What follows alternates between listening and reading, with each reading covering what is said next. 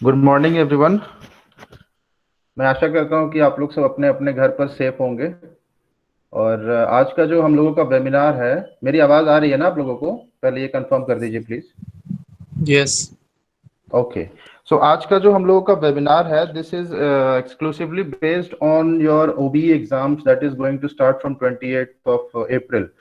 बहुत ही ज़्यादा आप लोग डरे हुए हैं ऐसा मुझे लगता है, क्योंकि आप बहुत सारे ऐसे सवाल करते हैं जो कि इस स्टेज पर आकर आपको नहीं करना चाहिए, क्योंकि इस स्टेज तक आपकी प्रिपरेशन जो है वो कंप्लीट हो जानी चाहिए, लेकिन फिर भी क्लासेस अच्छे से नहीं अटेंड करने के कारण आप लोग शायद इतने ज़्यादा डरे हुए हैं। बट कोई डरने की बात नहीं है, क्योंकि आपको घर बैठ के एग्जाम देना है। और घर बैठ के एग्जाम देने का मतलब है, ओपन बुक का एग्जाम देने का मतलब है that you have all the resources available to you. सारे रिसोर्सेज आपके पास हैं। बस आपका एक काम है, वो ये that you should rely on one resource during the exam, because if you will rely on more than one resource, in that case question paper जब आएगा you will be so much confused कि इससे लिखूं कि इससे लिखूं, and that will kill more than 1 hour of your time। 4 hours के paper में आपको 3 आवर्स दिया जाएगा लिखने के लिए और 1 आवर अपलोड और डाउनलोड करने के लिए, but you can use that 1 hour time to write as well. ठीक है, तो आपको टोटल लिखने के लिए और अपलोड करने के लिए 4 घंटे मिल रहे हैं। यानी कि आपका 10 बजे से पेपर स्टार्ट होगा और 2 बजे तक आपको अपलोड कर देना होगा एनी हाउ। ओके। लेकिन अभी ये बात करने से पहले मैं आपको ये बताऊंगा कि कुछ टिप्स एंड ट्रिक्स हैं जो कि आप एग्जाम टाइम में यूज कर सकते हैं, जिससे कि आपका जो एग्जाम है उसमें आपका ज्यादा से ज्यादा time you can utilise it for your writing. Because I have seen that there are groups where they are circulating so much materials that it would not be possible for you to get hold of it during the exam। आप already exam pressure में हैं। आप सोचिए कि आपको पता ही नहीं है कि कहाँ से लिखूं मैं, you have not decided as of yet that मैं कहाँ से लिखूं। तो क्या होगा आपके साथ? I can understand because I have been through the same phase when I gave the OBA exam. Okay. So क्या करना है आपको, कुछ टिप्स एंड ट्रिक्स मैं बताऊंगा। सबसे पहला आपको ये काम करना है दैट सेलेक्ट अ सोर्स। अभी अभी ही आप एक अच्छा ऑथेंटिक सोर्स सेलेक्ट कर लीजिए जिससे कि आप लिखेंगे। अगर आपके पास नहीं है तो मैं आपको प्रोवाइड कर दूंगा। ठीक है। अब आप लोग ये मत बोलिए कि सर आप कैसा कॉस्ट करते हैं तो हम लोग अफोर्ड नहीं कर पाते हैं। ये सब बातें जो है ये सब बोलने की बातें नहीं होती है। मैं पैसा उसी का कॉस्ट करता हूं जिसमें मेरा बॉडी का मेहनत लग रहा है, मेरा लेबर वर्क लग रहा है। मेरे नॉलेज को आपको देने के लिए I am not costing anything. Okay.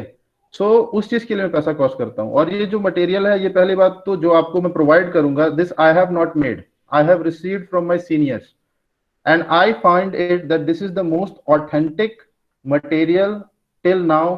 अभी तक जो 2-3 साल जो डीयू में रहा हूं, ये मोस्ट ऑथेंटिक है। क्यों ऑथेंटिक है? क्योंकि इसमें जो भी कोर्ट्स ने हेल्ड किया है एज इट इज, जो आपका केस मटेरियल है वहां से कोटेशंस उठा के रखे गए हैं। 100-150 पेज का आपका ये जो मटेरियल है पर सब्जेक्ट, बहुत ही ऑथेंटिक है। ओके। सो आप इसको यूज कर सकते हैं अपने आंसर में सारे सब्जेक्ट्स के लिए। तो आप एक सोर्स पकड़िए। दुक्की अगर आप उठाते हैं तो आप सिर्फ दुक्की उठाइए, लेकिन again I would say that डुक्की will give you average marks, because teachers भी अब कॉपी चेक कर करके परेशान हो गए हैं, सेम आंसर पढ़ पढ़ के परेशान हो गए हैं। मैं पहले पूरा बोल लूंगा, फिर आपके सारे डाउट्स में लूंगा। ठीक है, आप लोग अपने डाउट्स रखते जाइए। टीचर्स जो है वो लैपटॉप पर बैठ के 5 घंटे 6 घंटे जब जब कॉपी चेक करेंगे, then you can very well realise कि क्या बीती की जब एक ही चीज बार बार पढ़ने को मिलेगा। तो you should try to make your answer something different in the manner that you appears to be a student who is well learned। ऐसा नहीं लगना चाहिए कि आप बस छाप रहे हैं, क्योंकि हर स्टूडेंट वही करने की कोशिश कर रहा है इस समय। लेकिन आपका जो आंसर है वो ऐसा लगना चाहिए, इवन इफ आपने छापा है, बट ऐसा लगना चाहिए कि you have put some efforts of your own. ठीक है। अब टाइम बचाने के लिए आप क्या करेंगे कि एक पर्टिकुलर सोर्स आपने सेलेक्ट कर लिया। ठीक है। Second thing which you will do, every topic has got various sections and few case laws attached to it. अभी ही आप सारे सब्जेक्ट्स के सारे इंपॉर्टेंट टॉपिक्स के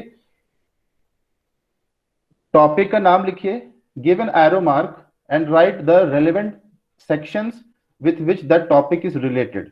और इस तरीके से एक सर्कल बना दीजिए एरो मार्क देकर जिसमें कि आप सेक्शंस लिख दीजिए और केस लॉज लिख दीजिए। ओके, केस लॉज के लिखने के बाद आप केस लॉज के साइड में डायरेक्शन दीजिए और आप कोई एक ऐसा वर्ड लिख दीजिए जिससे कि जिसको कि देखकर आपको केस का फैक्ट याद आ जाएगा। सच एज कि आप लोग अगर आईपीसी में पढ़े होंगे तो वेंकालू का केस है, जिसमें उसके हट को अंदर में ही रख के वो सो रहा था रात में, और अंदर में ही उसके हट को रात में 12 बजे जला दिया जाता है। तो आप वेंकालू के केस के साइड में आके लिख दीजिए बर्निंग ऑफ हट। आप मुझे जैसे याद रहता है, तो इससे आपको सारे फैक्ट्स याद आ जाएंगे। ठीक है, अगर आपने पढ़ा होगा तो। नहीं पढ़ा होगा तब तो फिर किसी से भी लिखिए आप, फिर वही लिखेगा जो आपका लिखा हुआ है, भले आपको समझ ना आ रहा हो, आप उसी को लिखते जाइएगा। But we are talking about the things wherein you know, you understand that what you are writing. ठीक है, नाउ ये दो चीजें हो गई। तीसरी चीज ये कि जो भी आपका मटेरियल होगा, जिस भी मटेरियल पर आप रिलाई कर रहे हैं, उन मटेरियल्स में कुछ एक्स्ट्रा केस लॉज दिए हुए हैं। You don't have to bother about that, उसके बारे में आपको मतलब नहीं होना चाहिए। ठीक है, आपको सिर्फ वही केस लॉज एग्जाम में लिखने हैं जो कि आपके केस मटेरियल में नाम दिए हुए हैं या केसेस दिए हुए हैं, उसी केस को लिखना है। कुछ केसेस के अंदर में भी कुछ केसेस दिए हुए हैं, वो भी आप लिख सकते हैं। ठीक है, जैसे नारायण सिंह के केस में आपका स्वास्तिक इंडस्ट्रीज वाला जो केस दिया हुआ है, नथुलाल वाला केस दिया, वो सब उसके अंडर में दिए हुए हैं। तो you can write that as well and that would give you better marks. इसलिए आपको याद कुछ नहीं करना है, आपका एक ही मोटिव होना चाहिए कि मुझे पता है कि इस टॉपिक से क्वेश्चन आएगा तो मुझे कहाँ जाना है खोजने। क्योंकि आपको याद नहीं करना है, आपको आंसर बस देखना है कि कहाँ लिखा हुआ है। You should know the location of that answer, you should know the where you have to find it. वो चीज आपको बस ध्यान देनी है। ठीक है, उसके बाद जो आपका ओबी एग्जाम आएगा, उसमें आप अपने आंसर को प्रेजेंटेबल कैसे बनाएंगे। Now again I would say that teachers जब 7-8 घंटे जब लैपटॉप के सामने बैठकर कॉपी चेक कर रहे हैं, उसमें अगर आपकी हैंडराइटिंग खराब है तो फिर टीचर्स इरिटेट होंगे, दैट इज नेचुरल। और आपका इरिटेशन का गुस्सा वो हो सकता है किसी और पर निकालें, या किसी और के इरिटेशन का गुस्सा आप पर निकालें। तो हो सकता है कि आपकी आंसर राइटिंग थोड़ी सी सही भी हो, लेकिन गुस्सा तो आ चुका है टीचर को, अब वो निकाले किस पर। You are the victim. तो आपको क्या करना है, that your answer should be written in such a manner that it should appeal to the examiner. तो अपील कैसे करेगा, अपील ऐसे करेगा दैट अगर आपकी हैंडराइटिंग अच्छी नहीं है तो आप कोशिश करिए कि आप थोड़ा साफ लिखिए, दूर दूर लिखिए, साफ लिखने की कोशिश करिए। ठीक है, पेपर के दोनों साइड इक्वल डिस्टेंस लेकर मार्जिन पहले से खींच कर रख लीजिए। आपके टीचर्स ने बताया होगा कि मिनिमम 10 से 11 पेज, 9-10 पेज आपको लिखने हैं। कोई कंपल्शन नहीं है। 3 घंटे 4.5 घंटे के टाइम में you can not right more than 10 pages, that is true, but a decent answer which would fetch you 60 plus marks will also work if you write 6 to 7 to 8 pages if your handwriting is small, and if your handwriting is big then obviously you can go till 10 pages. लेकिन एक decent answer जो होता है एक question का, 25 marks के question का, उसमें आपका 7 से 8 पेज होता है, उससे ज्यादा की जरूरत नहीं है आपसे। और 7 से 8 पेज लिखने के दौरान, including the page, the first page, the front page, जिसमें कि आप अपना नाम लिखेंगे। ओके, तो जो फ्रंट पेज है उसमें नाम लिखने के साथ आपको 7 से 8 पेज में अपने आंसर को कंप्लीट करना है। ओके, अब ये आंसर को कंप्लीट करने के लिए आप मार्जिन दोनों साइड ड्रॉ कर लीजिए। राइट हैंड कॉर्नर में आप अपना एग्जाम रोल नंबर लिखिएगा और नीचे में सेंटर में आप अपना पेज नंबर लिखिएगा। Now how to page your answer. Page करने का अलग अलग तरीका हो सकता है। जैसे फॉर एग्जांपल कि आप जितने भी क्वेश्चंस हैं उनको कर रहे हैं तो यू पेज इट कॉन्टिन्यूअसली, कि आपने पहला क्वेश्चन शुरू किया पेज नंबर 1 से, और जब आपका लास्ट क्वेश्चन आया तो कंटिन्यू हो गया वो 1 से लेके वहां तक। दूसरा तरीका क्या है, क्वेश्चन नंबर से आप रिलेट कर दीजिए पेज नंबर को। जैसे if you are answering the second question then first write 2 oblique first, यानी कि ये सेकंड क्वेश्चन का पहला पेज है। This is one of the ways. Okay, तो इस तरीके से आप पेज को नंबर कर सकते हैं। Page numbering is very important because then only the teacher will come to know that इस पेज के बाद कौन सा पेज हमें देखना है। Otherwise it may happen that अगर आपने गलत अपलोड कर दिया है तो teacher will get confused exam के टाइम हो जाती हैं गलतियां, तो गलतियों से कम मतलब आपको नुकसान हो, इसीलिए ये सारी चीजें आपको पहले से ही बिफोर हैंड तैयार करके रखनी होगी। आप करीबन 100 पेजेस को डेली आप 10 पेज नंबर रोल नंबर डालिए और नीचे पेज नंबर डालिए। क्वेश्चन नंबर छोड़ दीजिए, केवल कोई पेज नंबर डाल दीजिए। ओके, और ऊपर में एग्जाम रोल नंबर डाल दीजिए। ओके, उसके बाद always upload the answer one set, मतलब एक बार में सारे आंसर अपलोड करिए, क्योंकि आप जब बीच में करेंगे तो you will have less time to write, और जब लेस टाइम टू राइट तो more pressure will increase more pressure. तो आप कोशिश करिए कि पहले आप पूरा का पूरा आंसर लिख लें, उसके बाद आप अपलोड करना स्टार्ट करें। जब अपलोड करेंगे तो कैसे अपलोड करेंगे, जो भी आपका पोर्टल है ओबीई पोर्टल, उसमें जो अपलोड करने का जो फॉर्मेट दिया हुआ है वो होगा कि सबसे पहले तो आपको बोलेगा कि स्कैन फाइल्स। आप जब स्कैन कर लेंगे, यानी कि जो भी फोटोज जो है वो आप स्कैन करके रखे हुए होंगे पीडीएफ में, उसको वो पहले रीड करेगा। ठीक है, रीड करने के बाद the size of the file should not be more than 7 MB। जो भी पीडीएफ आप अपलोड करेंगे it should not be more than 7 MB। तो आप पहले से ही तैयार करके कोई ऐसा एप्लीकेशन सेलेक्ट करके रख लीजिए जिसमें कि even if your camera is very good, still the size of the PDF will not go beyond 7 MB। Okay, after that जैसे आपने सेकेंड क्वेश्चन किया है, तो सेकेंड क्वेश्चन का जो आंसर है, मान लीजिए 7 पेजेस का है, उसका आपने पीडीएफ बना रखा है, तो सेकेंड क्वेश्चन का पीडीएफ आप सेकेंड क्वेश्चन के कोरस्पॉन्डिंग जो स्कैन फाइल्स है वहीं डालेंगे। हर क्वेश्चन के कोरस्पॉन्डिंग में scan files and upload files आएगा। ठीक है, तो ऐसा नहीं है कि आपने पहले 4 नहीं किए हैं तो आप पहले 4 से ही अपलोड करेंगे, नहीं।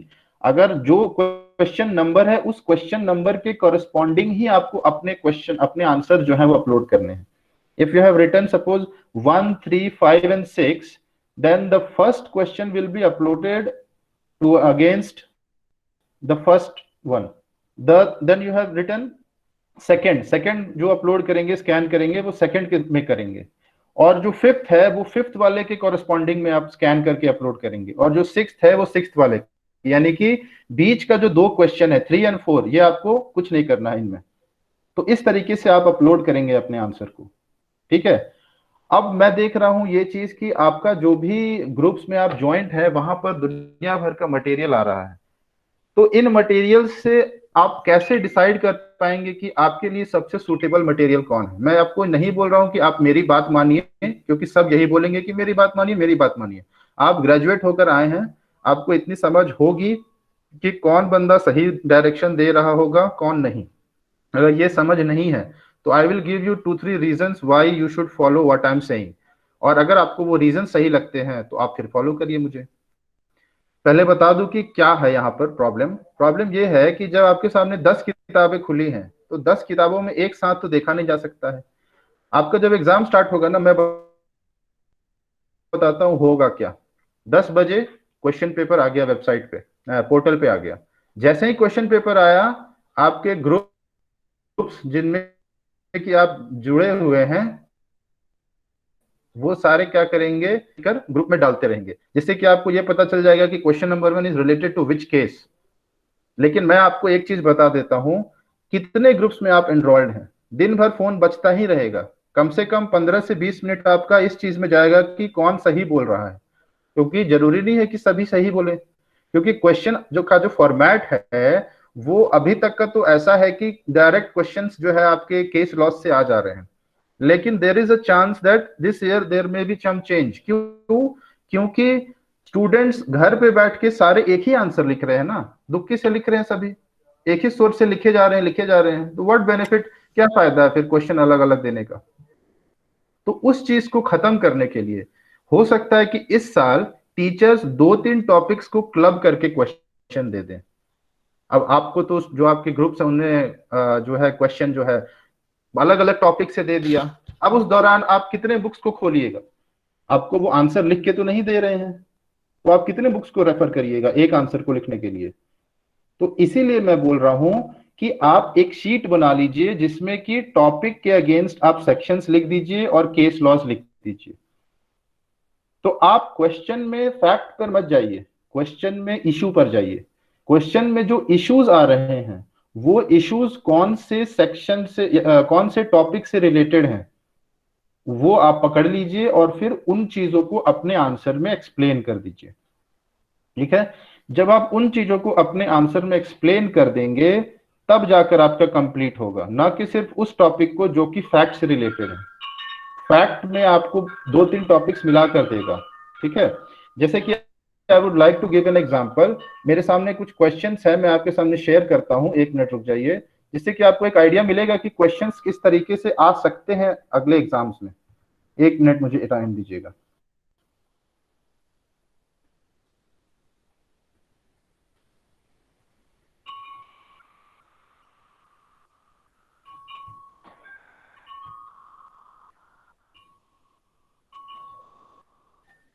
स्क्रीन से विजिबल होगा तो बताइएगा आप लोग।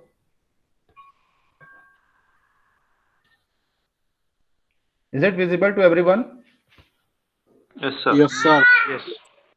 Okay, so just let me share with you the question of previous year. See, read the question number 2.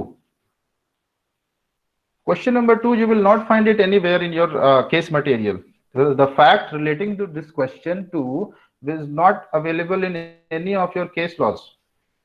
तो इस तरीके के क्वेश्चन, अगर ये तो एक क्वेश्चन यहाँ पर सिर्फ ऐसा आया है, लेकिन अगर इस तरीके का क्वेश्चन दो तीन आ जाएंगे तो आपकी तो पसीने निकल जाएंगे, अगर आपने उस तरीके से तैयारी की है जैसे कि दुक्की से सिर्फ पढ़ा है।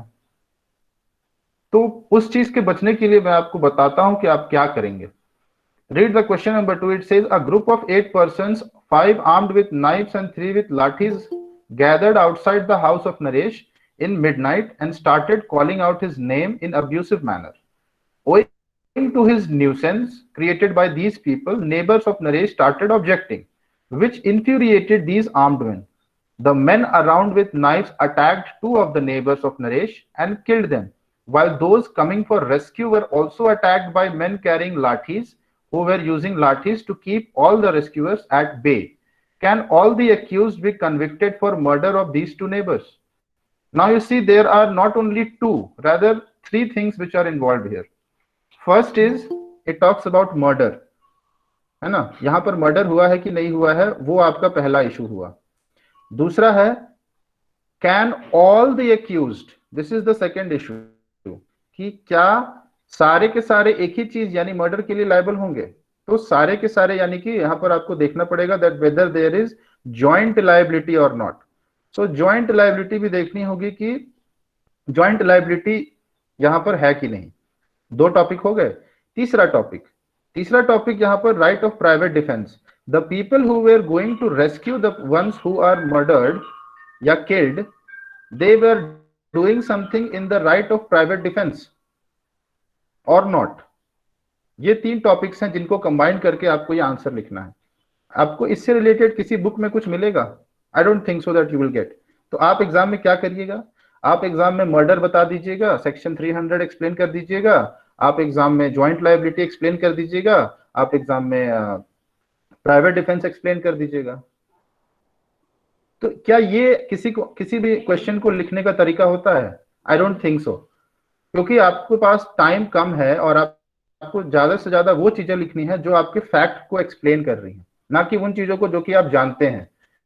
आप जो जानते हैं वो तो हर कोई आदमी अपने आंसर में लिख देगा, लेकिन आपसे क्या पूछा जा रहा है आप उसी का आंसर लिखेंगे ना, तब आपको जाके ज्यादा मार्क्स मिलेगा।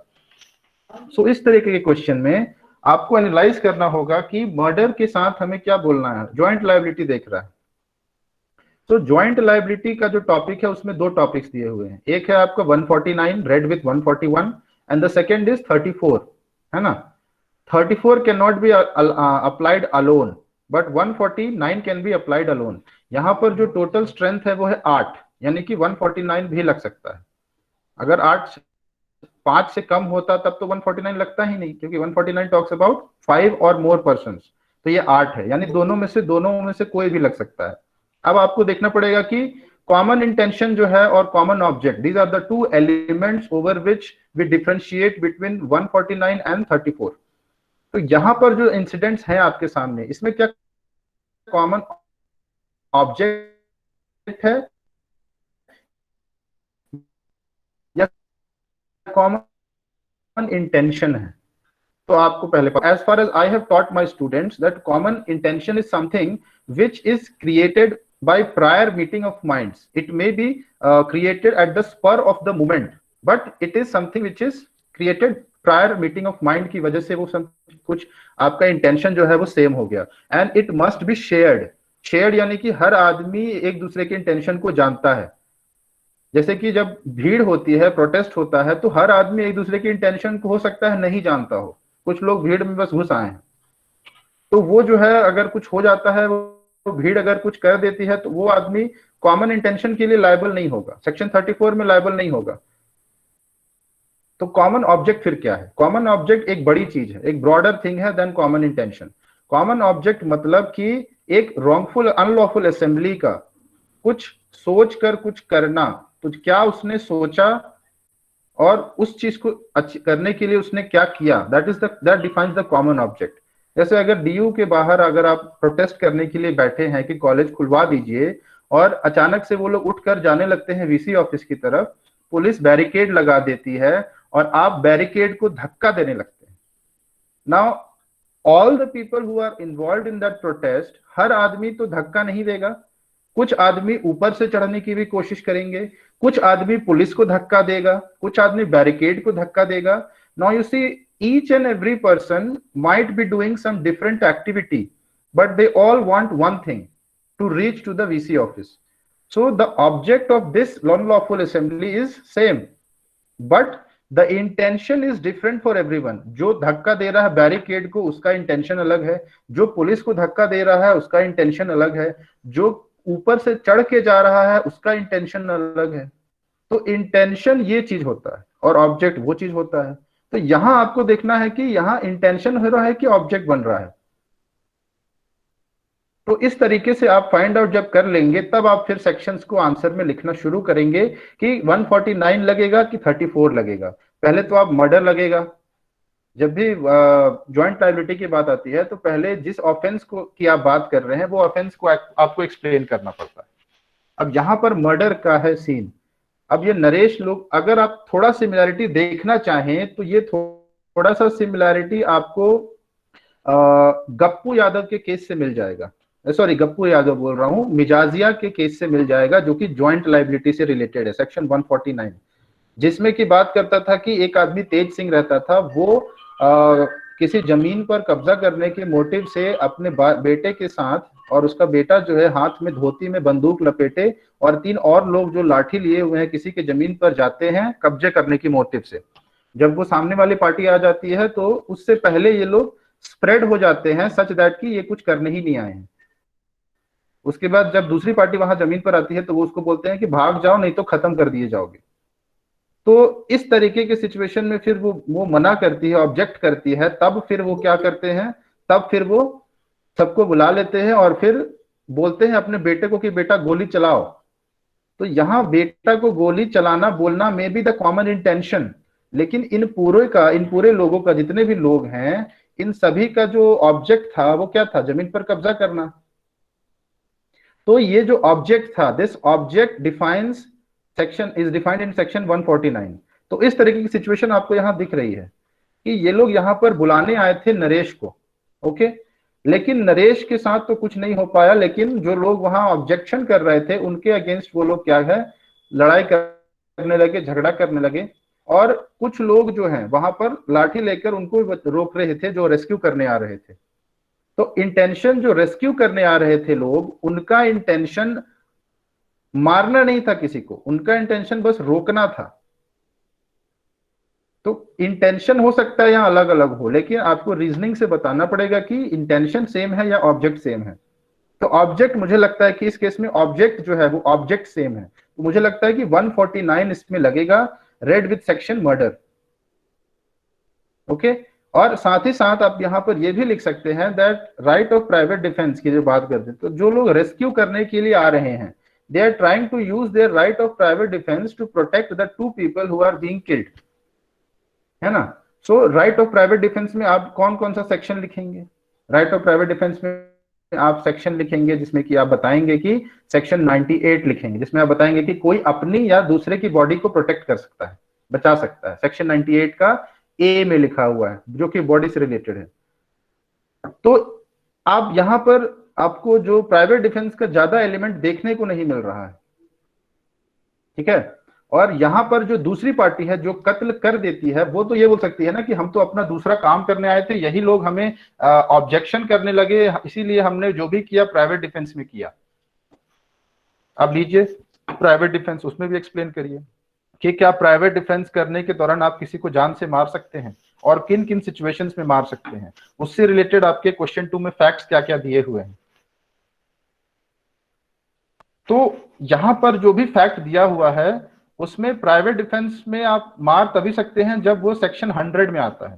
सेक्शन 100 में 7 कंडीशंस दिए हुए हैं जिसके अंडर अगर आएगा, then in that case the person will be liable for even for extending his right of private defence for killing him, for bringing death. तो दीज 7 कंडीशंस के अलावा और कोई कंडीशन नहीं है जहां की आप डेथ ला सकते हैं।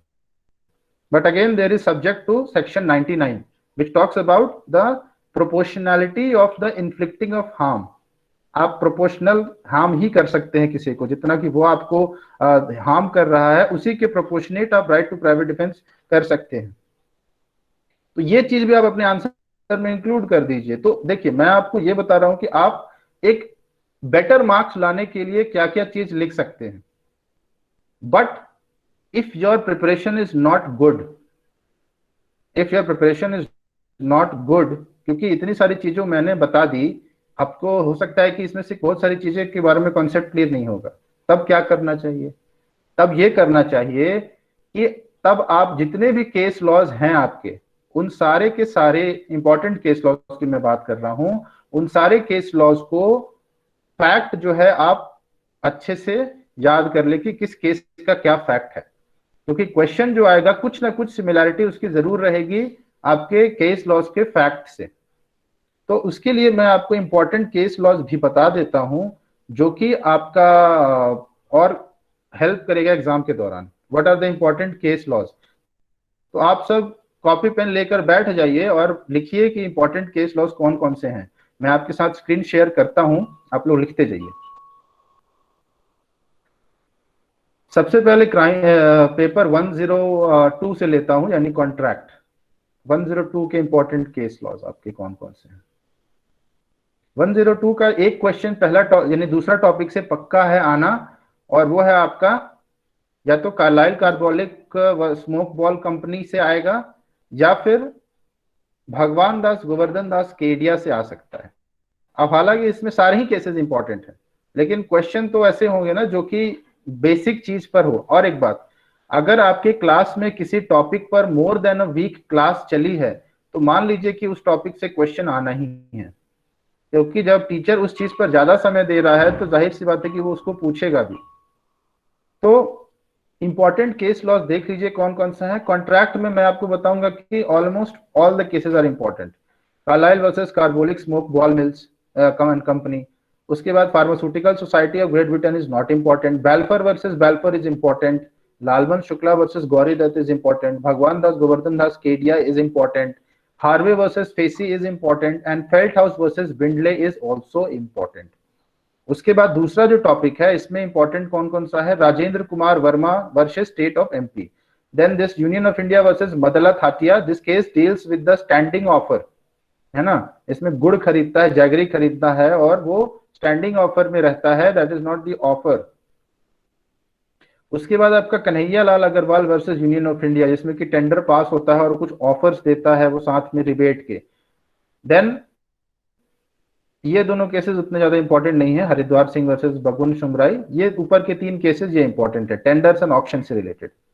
Then your next topic that is topic number 4, इनसे इंपॉर्टेंट क्वेश्चन है केदारनाथ भट्टाचार्य वर्सेस गोरी मोहम्मद, जो कि बताता है विच डील्स विद कंसिडरेशन, कि विदाउट कंसिडरेशन क्या कॉन्ट्रैक्ट एग्जिस्ट कर सकता है। And your Doraswami Iyer versus Arunachala Iyer also deals with consideration, कि बिना किसी कंसिडरेशन के कॉन्ट्रैक्ट एग्जिस्ट कर सकता है कि नहीं कर सकता है। 13 और 14 इससे डील करता है, ठीक है।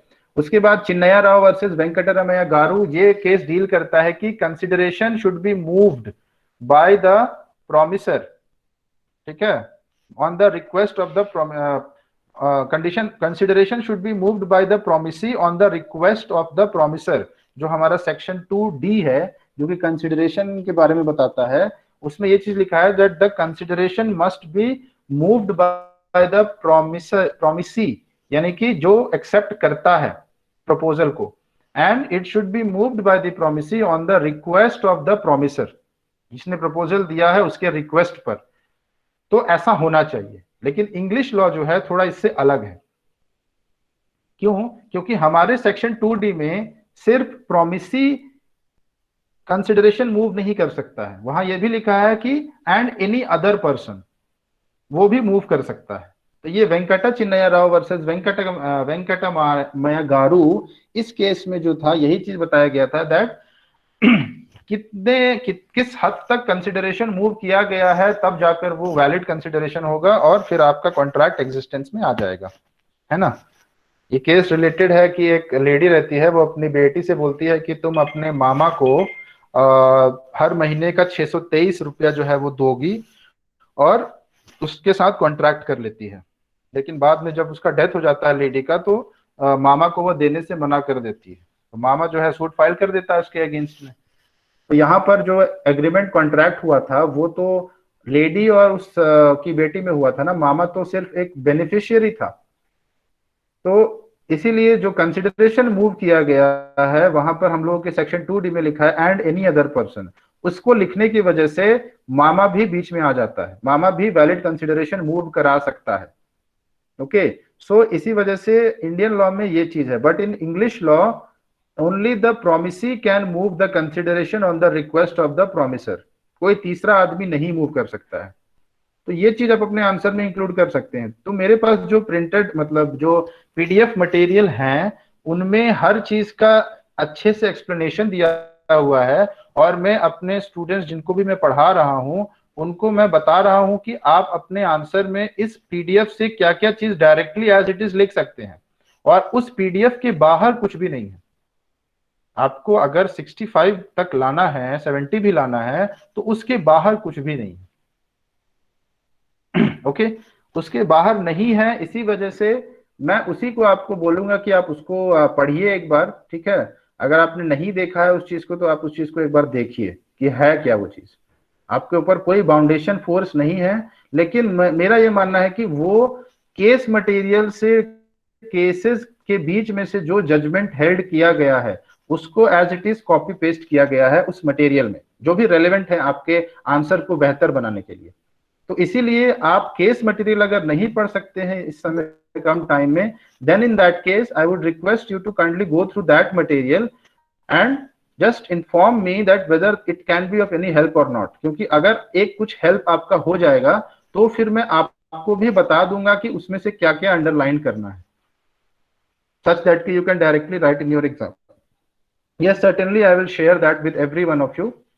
But the people who have joined this webinar and who are not in my webinar group, kindly send me the message, and then only I will be able to add you, because I want everyone to be benefited from this. Okay, फालतू की बातों पर नहीं जाइए, वही करिए जो कि सही है आपके एग्जाम के लिए, ठीक है। आपको एग्जाम में वो करना चाहिए जो कि आपका टाइम बचाए और बेहतर आंसर दिलाए, या फिर वो जो कि आसान लग रहा है। आपको आसान लग रहा होगा ना कि आंसर्स केसेस तो बता ही देगा ग्रुप में, बस मुझे वो केसेस के फैक्ट्स लिख देने, एक्सप्लेन कर देने सेक्शन को। एग्जाम टाइम इतना प्रेशर होता है ना आपके पास, और उतने सारे ग्रुप्स आप ज्वाइन करके रखे होंगे। तो if you have added so many groups, आप किसकी बात मानेंगे और किसकी नहीं मानेंगे, बता दीजिए मुझे इस चीज को। Yes, certainly. Please send me the message on my number. I have shared my number as well. Please send me the message, send a hi message and your name, and just tell me that you want to get added to the webinar group. Please don't send here. आप यहाँ पर नहीं भेजिए, आप मुझे phone पर भेजिएगा। Okay. Then in that case, मैं जो क्रैश कोर्स जो अभी कंप्लीट होने वाला है, जूरिस्प्रूडेंस का लास्ट टॉपिक चल रहा है, उसको भी खत्म कर देने वाला हूँ आज, ठीक है। वो करीबन 27 से 28 आवर्स में पूरा का पूरा सारा सिलेबस मैंने कंप्लीट करा दिया है उसमें, including all the concepts and the case laws and the discussion of the question paper as well. तो आप अगर वो चाहते हैं लेना, तो मैं बता दिया हूँ आपको पहले ही कि मैं मेहनत कर रहा हूँ तो मैं फ्री ऑफ कॉस्ट तो दूंगा नहीं। As simple as that. मेरा कोई पॉलिटिकल मोटिव होता तो शायद दे भी देता, लेकिन मैं मेहनत कर रहा हूँ तो मैं दूंगा नहीं, क्योंकि मेरा मेहनत लगा है उसमें। अगर आप इस चीज को अप्रिशिएट कर सकते हैं तो बहुत अच्छी बात है, नहीं तो उसके अलावा मेरे से जितना भी हेल्प हो सकता है वो मैं जरूर करूंगा। ओके। अब हमारे क्वेश्चन से रिलेटेड, जो हमारा वेबिनार है उस चीज से रिलेटेड मैं आपको चीज बताता हूँ कि प्रेजेंटेशन जो है वो कैसे अच्छा करें। दूर दूर लिखिए, अगर हैंडराइटिंग अच्छी नहीं है तो, अगर अच्छी है तो पास पास लिख सकते हैं। और कोशिश करिए कि कैसे लिखें, मतलब जो ग्रुप्स में आप देख रहे हैं ना, कि आप देखे होंगे कि एकदम मैथमेटिक्स जैसे लिखते हैं ना, एकदम एरो मार्क बना बनाकर सारा आंसर लिखा हुआ है। Are you the art student और science student? First of all tell me this. आपका आंसर एक एज ए लॉ स्टूडेंट है, तो आप एक आर्ट स्टूडेंट की तरह लिखेंगे कि एक मैथ्स या साइंस के स्टूडेंट की तरह? तो अगर आप उस तरीके से लिख रहे हैं तो आप एक लॉ स्टूडेंट को फिर नहीं दिखा रहे हैं। You are explaining that you are trying to make things simpler for the person who is examiner, but that answer sheet of yours in no way would reflect that you are a law student. Law student के answers में, law student के answer में theories होती है, उन theories की reasoning दी जाती है, उन रीजनिंग को केस मटेरियल के रीजनिंग से कोलैबोरेट किया जाता है। तो इस तरीके से आंसर तैयार होता है। आप अगर ऑनलाइन जाएंगे जहां पर कि बहुत ही अच्छे तरीके से चीजें एक्सप्लेन की जाती हैं ब्लॉग्स पर, एक भी ऐसा जगह नहीं आपको दिखेगा जहां पर कि आप उन ब्लॉग्स में इस तरीके के मैथमेटिकल फॉर्म में चीजों को लिखा हुआ देखें। बिकॉज लॉ स्टूडेंट जो है उसका तरीका ही है, अगर आप आज ये चीज करेंगे तो आपका ये आगे भी कंटिन्यू रहेगा, और जब आप लॉ कंप्लीट कर लेंगे तब जाकर आपका जो पिटिशन एक लिखने का जो तरीका है वो वैसा का वैसा ही रह जाएगा जैसा लॉ करने से पहले था। पिटिशन में इस तरीके से अगर आप जज को देंगे तो फिर क्या जज आपकी चीज को एक्सेप्ट करेगा? आप जो पिटिशन दे रहे हैं कभी एक्सेप्ट नहीं करेगा।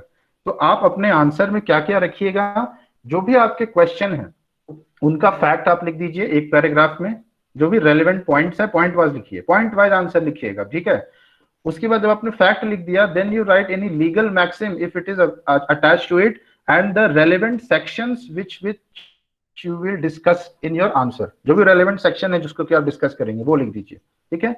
रेलेवेंट सेक्शन लिखने के बाद आप क्या करेंगे कि अगर कोई केस लॉ है तो वो केस लॉ भी वहां पर लिख दीजिए कि the fact of this case is similar to the fact of the cases which you have read. उसका नाम लिख दीजिए, जितने भी केसेस आपको लग रहे हैं कि इनसे सिमिलर है, ठीक है। इससे क्या होगा कि teacher will now know that you have set a boundary. आपने एक बाउंड्री बना ली अपने लिए कि मुझे अपने आंसर में ये सेक्शन एक्सप्लेन करने हैं और ये केसेस से रिलेट करके लिखना है। कोई भी पिटीशन फाइल करते समय केस लॉस की क्या जरूरत होती है? केस लॉस की उतनी ही जरूरत होती है जितना कि रीजनिंग की जरूरत होती है।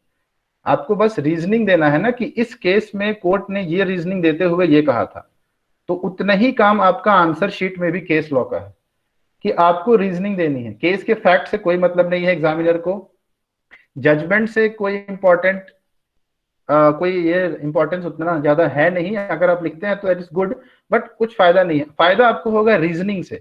कोर्ट ने जो रेशियो दिया है, the reasoning, the ratio decidendi which the court has given, that reasoning is required to be written down in your answer. और अगर आप वो लिखेंगे तब जाकर आपको एक बेहतर मार्क्स मिलेगा। और जो मैं मटेरियल की बात कर रहा हूं उसमें रीजनिंग के साथ चीज लिखी गई है। ओके, देन योर इसके अलावा और कुछ, इसके अलावा तो मुझे नहीं लगता है कि आपको और कुछ की जरूरत है। यस प्लीज, अब अगर कोई सवाल है तो पूछो। क्या चीज सर कि कैसे कैसे लिखना था क्वेश्चन की? क्या सबसे पहले कि सारे सेक्शन उनको डिफाइन करना है, फिर सेक्शन, फिर केस लॉ, ऐसे सर? देखिए, सबसे पहले तो जो क्वेश्चन में फैक्ट दिया हुआ है आप उन फैक्ट को लिखिए। ओके, फैक्ट को जब आप लिख लेंगे एक पैराग्राफ में, then you write the relevant sections, relevant case laws and the relevant legal maxims as per your given facts, ठीक है। उसके बाद आप नीचे लिखेंगे एक्सप्लेनेशन। एक्सप्लेनेशन में you will explain the sections, है ना, you will explain the sections and the elements of the section, whatever are the elements of the section. जैसे कि आपका किडनैपिंग है तो किडनैपिंग में टोटल 5 एलिमेंट्स हैं, जैसे कि taking and enticing, this is the first element. दूसरा एलिमेंट है आपका out of the lawful guardianship, this is the second element. Third is without his consent, this is the third element. Fourth element is that if he is of unsound mind, that is the fourth element, and fifth element is taking और enticement में difference जो है वो आप लिखेंगे।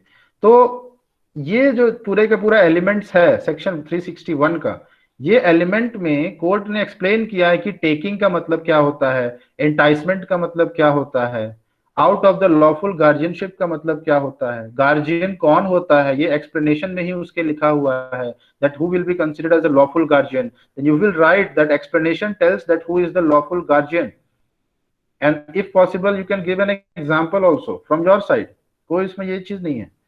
तो जब आप ये एक्सप्लेन कर देंगे, अब आप फिर सपोर्ट करिए कि ये चीज जो आपने एक्सप्लेन किया है ये किसी केस लॉज में भी अगर कोर्ट ने ऐसा बोला है तो लिखिए वहां पे that these things were held as is mentioned in फलाना ढिमकाना case law and the court held in this case that this things happen, जो भी रीजनिंग कोर्ट ने दिया उसमें, ठीक है। उसके बाद फिर आप कुछ और सेक्शन को एक्सप्लेन अगर करना है आपको क्वेश्चन में तो उनको लिखिए, फिर उससे रिलेटेड केस लॉ जो है, जो रीजनिंग दिया है कोर्ट ने, उसको लिखिए जो कि आपके एक्सप्लेनेशन को सपोर्ट कर रहा है। अलग से केस लॉ जो लास्ट में आप सोच रहे हैं ना कि पहले मैं सेक्शंस एक्सप्लेन कर दूंगा फिर उसके बाद लास्ट में जाके केस लॉज फैक्ट के साथ लिख दूंगा तो मेरा 7-8 पेज तो उसी में खत्म हो जाएगा। तो इसको आंसर लिखना नहीं बोलते हैं, इसको लिखना बोलते हैं आप जो जानते हैं वो आपने लिख दिया। क्वेश्चन क्या कुछ भी आए हम तो वही लिखेंगे जो हम जानते हैं, आप बिल्कुल कर सकते हैं, फिर मार्क्स भी आएंगे आपके वैसे ही। लेकिन मैं चाहता हूं कि आप घर बैठकर एग्जाम दे रहे हैं तो you get the maximum benefit of sitting in home and writing the answers, क्योंकि you don't have to memorise anything, you just have to know that where to find the answer. Okay, where to find the answer, just आपका यही काम है।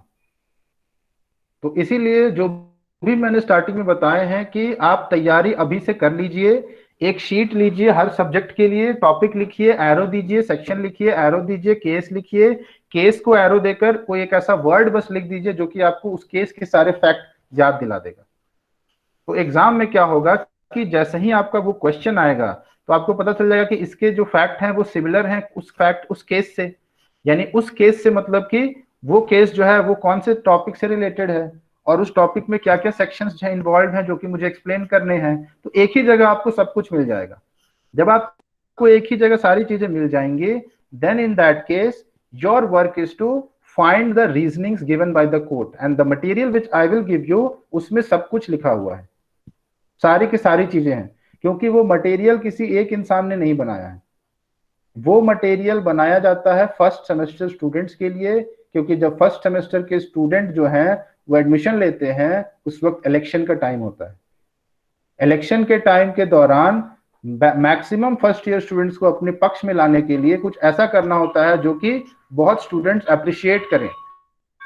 Second semester से आपको इस तरीके की कोई मटेरियल नहीं मिलेगी, आपको अलग अलग टॉपिक्स के एक्सप्लेनेशन मिल जाएंगे, बट एक कंपाइल्ड कॉम्प्रिहेंसिव मटेरियल नहीं मिलेगा, क्योंकि इसमें काफी मेहनत लगता है। तो इसीलिए ये आपको फर्स्ट सेमेस्टर में ही मिल पा रहा है। हर सब्जेक्ट का एक एक मटेरियल 150 लगभग पेज का है, तो आपको मैं वो मटेरियल प्रोवाइड कर देता हूं, उसके लिए कोई चार्ज नहीं है। मैं बस चार्ज कर रहा हूं जो क्रैश कोर्स मैं करा रहा हूं उसके लिए, और किसी चीज के लिए कोई चार्ज नहीं। ओके, तो क्रैश कोर्स में मेहनत मेरा लग रहा है तो इसीलिए उसके लिए चार्ज कर। जो मटेरियल है मुझे सीनियर से मिला है जब मैंने एडमिशन लिया था, इसीलिए मैं फिर आपको दे रहा हूं, आप अपने जूनियर्स को देते रहिएगा। Okay, 400 rupees I am charging for the crash course which is your 28 hours of complete syllabus of all the subjects including the concept, case laws and question paper discussion. and आपके पास अभी ज्यादा time बचा नहीं है। Okay, minimum आप 26 तक मान लीजिए कि आपकी तैयारी जो है पूरी हो जानी चाहिए, क्योंकि तभी आप एग्जाम कॉन्फिडेंटली दे पाइएगा, नहीं तो एग्जाम में फिर इधर उधर भटकते रहिएगा। तो जो मटेरियल मैं आपको दे रहा हूं आप उनका प्रिंट आउट ले लीजिएगा, उनको प्रिंट आउट करवाकर जब मैं आपको बताऊंगा कि ये इंपॉर्टेंट है, ये इंपॉर्टेंट है, तो प्लीज उनको अंडरलाइन कर लीजिएगा, और अंडरलाइन करने के बाद आप उनको एज इट इज भी अपने आंसर में लिख सकते हैं, depending upon the question that has been asked. Okay, so अगर किसी का और कोई डाउट है तो पूछ लीजिए। इतना ही मुझे बताना था आप लोगों को, भ्रम में नहीं रहिए। Sir, everybody is asking for your contact number in the chat box. Okay, आप लोगों को लिंक कहाँ से मिला फिर? It has been shared on one group. Okay, okay. Certainly, I will provide my contact number.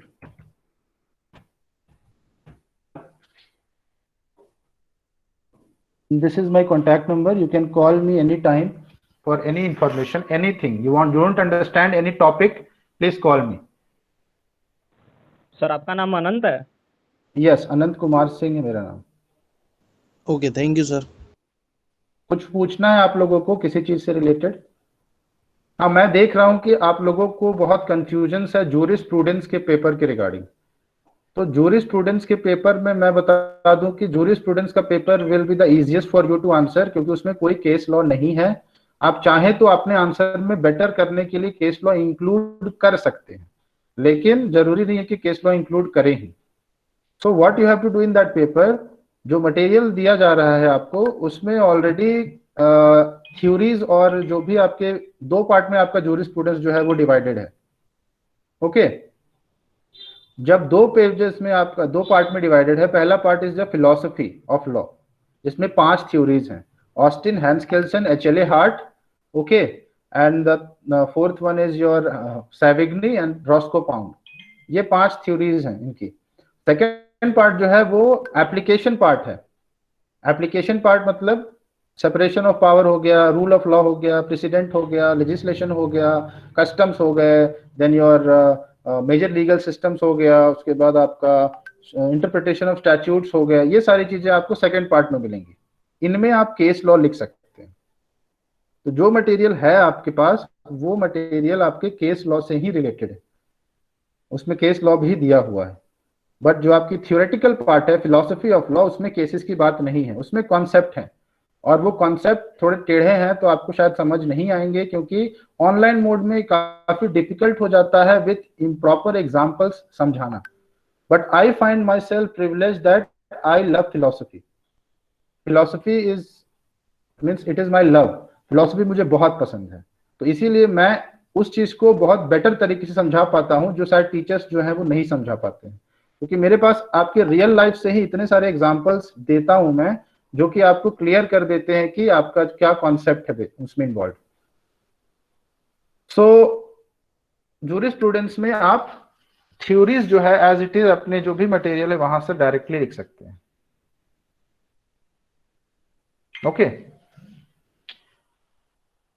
Okay, सो कोई और चीज पूछनी है आप लोगों को? सर, आपका जो मटेरियल है वो आप किसी को भी शेयर कर दोगे, या जो आपका कोर्स ज्वाइन करेंगे सिर्फ उनको शेयर करोगे? वो मटेरियल किसी को भी शेयर कर दूंगा, बट जो क्रैश कोर्स है वो उन्हीं को करूंगा जो पेमेंट करेंगे। सर वीडियो लेक्चर में पढ़ाएंगे क्या? जी हाँ, 3-3 घंटे का ऑडियो लेक्चर है, वीडियो नहीं है, ऑडियो लेक्चर है। डेली 3 घंटे का है, कोई कोई दिन 4 घंटे का है, लगातार 4 घंटे। सर बच्चे डिस्काउंट भी पूछ रहे हैं चैट बॉक्स में। कोई डिस्काउंट नहीं है। 400 रुपए में क्या चाहिए यार, तुम मेरी जान लोगे क्या?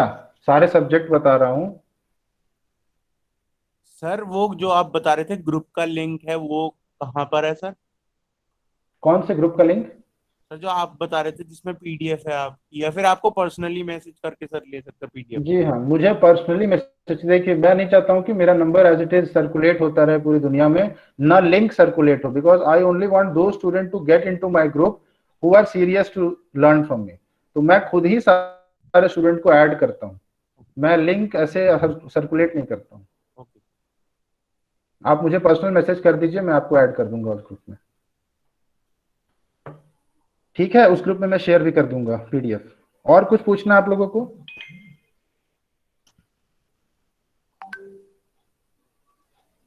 अपना नाम ये जरूर लिख दीजिएगा मैसेज में। Yes Adarsh, do you have to ask anything? Yes, sir. Sir, I have a doubt about how to approach for answer writing. Like basically all the concept that is being taught in classes, but ultimately how we are presenting in front of the exam, like during exam, and how the teacher is able to evaluate our answer sheet and give us good marks, because we have to attempt only 4 question and 25 marks. So in between, it is a very difficult to how to go about first time, because majority of students are from science background, not from art also. So we are not very much sure ki sometime in science you have to write very crisp answer and you will get marks, good marks. But in law, I think we not only see the quality of answer, but length of the question also you is considered here. So we are very much confused, if you guide us. Yes, certainly certainly, मैं यही चीज आपको बता रहा था that आप law के answer को एज एन आर्ट स्टूडेंट लिखिए, आप मैथमेटिक्स के जैसा नहीं लिख दीजिए उसको। तो आपको करना क्या है, आपको करना ये है दैट आपको जो मटेरियल दिया जा रहा है उस मटेरियल में कोर्ट की रीजनिंग के साथ कोर्ट का जजमेंट कोट किया हुआ है। ओके, सो उस रीजनिंग और जजमेंट को आपको एज इट इज अपने आंसर में अगर आप इंक्लूड करेंगे तो आपको बेटर मार्क्स मिलेंगे। Now regarding the things which are not given in the material, what are those things? Those things are the fact. Those things are the explanation of the sections. तो sections में आपको किस किस heading में explain करना है वो तो आपको material में मिल जाएगा। जैसे कि आप negligence में 3 चीज होनी चाहिए ना, पहला कि duty of care आपकी होनी चाहिए, you owe a duty, you owe a duty of care to the person, there is a breach of duty, and there is damages to the other person. These 3 things are there. Now these 3 things are not the explanation, rather these 3 things are the headings of your explanation. ये heading है आपकी। तो heading 1 में क्या है कि there is you owe a duty towards the other person. This is the heading. Now in this heading you have to explain that what is the meaning of owing a duty to the other person, and if it has been mentioned in any case law, you have to mention that case law as well, and what reasoning has been given by the judge in that case law in explaining the duty of owing someone. तो वो case law taught में आपका सिर्फ cases ही हैं, कोई sections तो है नहीं। तो टॉट के अंदर आपके केसेस ज्यादा आपको याद रखने होंगे, और याद क्या रखने हैं, वहां आपके मटेरियल में लिखा ही हुआ है। तो जो मटेरियल है वो चैप्टर वाइज आपका दिया हुआ है, ठीक है।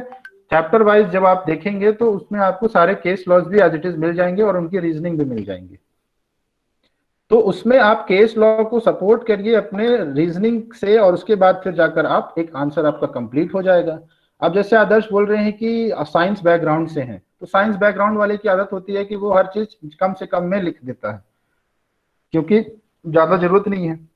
लेकिन आप आर्ट्स के स्टूडेंट की जगह देखें तो आर्ट्स के स्टूडेंट को क्या चाहिए, आर्ट्स के स्टूडेंट को चाहिए कि आप जो लिख रहे हैं वो लिखने के साथ साथ आप उसको किसी न किसी फिलोसोफर, किसी न किसी जज, किसी न किसी जूरिस्ट के कही हुई बात से सपोर्ट करें या किसी जजमेंट से सपोर्ट करें, तभी जाके आपका एक आंसर कंप्लीट होगा। ना कि सिर्फ आपको सेक्शंस एक्सप्लेन कर देने हैं और रीजनिंग दे देना है, सिर्फ उससे काम नहीं चलेगा। You must write the case laws and the reasoning given in the case law along with the names of the cases. अगर आपको कोई केस याद नहीं है या मिल नहीं रहा है, do not write the case on your own. That gives a bad impression on the teacher कि ये तो बेवकूफ बना रहा है। Okay? So आपको case laws तभी लिखने हैं if you either know the name of the case and the reasoning of that case which is required to be written, not everything, क्योंकि आपके पास टाइम नहीं रहेगा। तो इतना जब आप लिखेंगे ना, जब मैं जो भी चीज मैंने आपको एक क्वेश्चन में जब बताई, क्वेश्चन नंबर 2 जो हमने देखा पीसी का, क्या आपको लगता है कि उस आंसर जो भी चीज मैंने बताई उसको लिखने में आपका 7-8 पेज से कम लगेगा? नहीं लगेगा। लेकिन वो सारी चीजें वो इंपॉर्टेंट चीजें हैं जो कि आप लिखेंगे अपने आंसर में। तो फालतू में जो दुक्की से उठाकर आप एक ही चीज को बार बार लिखे जा रहे हैं, फिर रीड दुक्की ना, आप देखेंगे हर 2-3 लाइन के बाद एक ही चीज लिखा हुआ है, फिर वही चीज अलग तरीके से। तो वैसे नहीं लिखना है आपको। दुक्की से आप बिल्कुल लिख सकते हैं, और दुक्की से लिखेंगे तो आप पास हो जाएंगे बहुत अच्छे से। Even in some cases you will get good marks also, but that depends on your teacher, जिसके पास कॉपी जा रहा है चेक करने के लिए, उसके ऊपर डिपेंड करता है। लेकिन आज की डेट में ओपन बुक एग्जाम हो रहा है तो हर कोई तो दुक्की से लिख रहा है, तो आपका आंसर फिर अलग कैसे होगा? आपका आंसर को अलग करने के लिए आपको कुछ अलग लिखना भी तो पड़ेगा। तो अलग क्या है आपका? केस लॉ के रीजनिंग, वो आपको अलग लिखना है और वो आप लिखिए, ठीक है? आदर्श आ गया समझ में? Yes sir. Okay, is there anything else which you want to ask? Sir ये Sir, I excuse me, have sir one request. Sir paper हाँ, शीट yes, कौन सी yes. लगाएंगे सर? एक मिनट, हाँ इंजमाम बताइए आप क्या पूछना है? सर पेपर शीट कौन सा यूज करेंगे? वही A4 साइज वाला? A4 size plain paper use करिए या फिर रूल्ड करिए, कोई दिक्कत नहीं है, दोनों में ही कोई प्रॉब्लम नहीं है। बट पहले से आप लाइन खींच कर रख लीजिए और फिर ऊपर में roll number, right hand side में अपना एग्जाम रोल नंबर और नीचे में पेज नंबर। अच्छा सर, एवरी पेज पे लिखना पड़ेगा सर रोल नंबर सारे पेजेस पे? हाँ हाँ, सारे पेजेस में आपको अपना exam roll number right hand side corner में ऊपर लिखना है।